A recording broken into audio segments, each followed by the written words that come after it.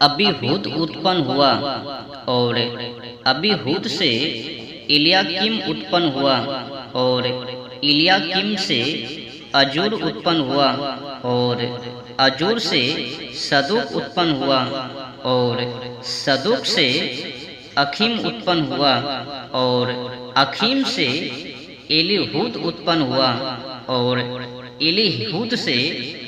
एलियाजार उत्पन्न हुआ और एलियाजार से मत्तान उत्पन्न हुआ और मत्तान से एकूब उत्पन्न हुआ और एकूब से यूसुफ उत्पन्न हुआ जो मरियम का पति था, पति कहलाया, जिससे यीशु जो मसीही कहलाता है उत्पन्न हुआ। तो इब्राहिम से दाऊद तक सब 14 पीढ़ी हुई और दाऊद से बाबुल को बंदी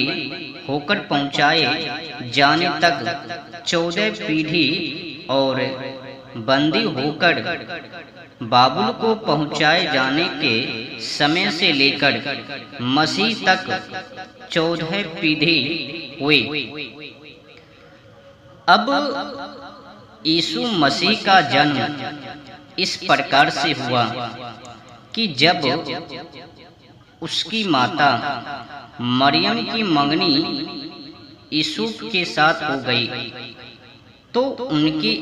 इकट्ठे होने से पहले वह पवित्र आत्मा की ओर से गर्भवती पाई गई। सो उसकी पति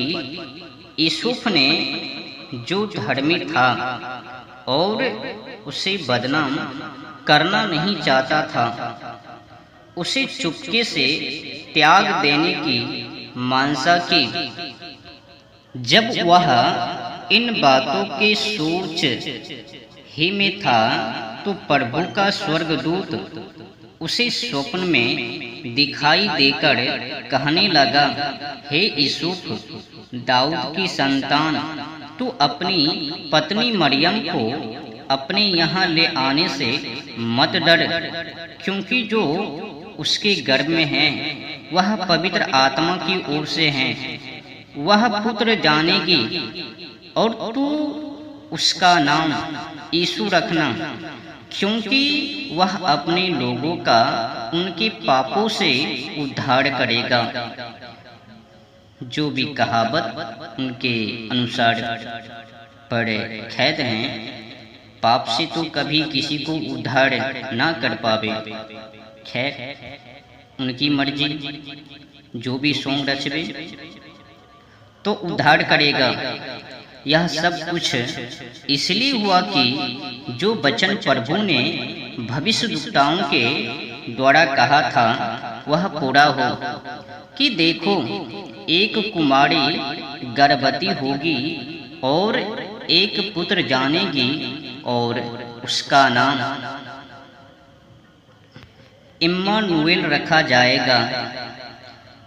जिसका अर्थ यह है परमेश्वर हमारे साथ। सो यूसुफ नींद से जागकर प्रभु के दूत की आज्ञा अनुसार अपनी पत्नी को अपने यहाँ ले आया